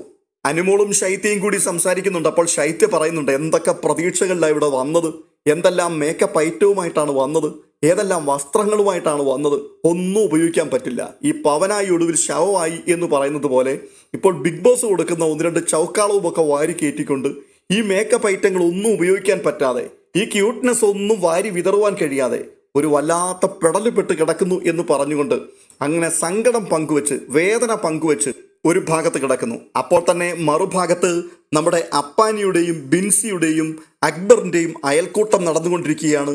ശാരിക മറുകണ്ഠം ചാടിയതിനെക്കുറിച്ച് ഈ അയൽക്കൂട്ടത്തിൽ ചർച്ച ചെയ്തുകൊണ്ടിരിക്കുന്നു. ഷാനവാസ് ഭയങ്കര ഫേക്കാണ് എന്നുള്ള ഒരഭിപ്രായം ഈ സമയത്ത് അക്ബർ പങ്കുവെക്കുന്നു. ഈ സമയത്ത് ഏകദേശം രാത്രി 1 മണി കഴിഞ്ഞു. അപ്പോഴും നിലാവത്തഴിച്ചുവിട്ട കോഴി കണക്കെ നെവിൻ അങ്ങനെ അവിടെയും ഇവിടെയും ഒക്കെ കറങ്ങി എന്തെങ്കിലുമൊക്കെ അടിച്ചു മാറ്റാൻ പറ്റുമോ എന്ന് നോക്കി നടക്കുന്ന കാഴ്ചകളൊക്കെയാണ്. ഇതോടുകൂടി ഇന്നത്തെ എപ്പിസോഡ് വൈൻഡപ്പ് ചെയ്യുകയാണ്.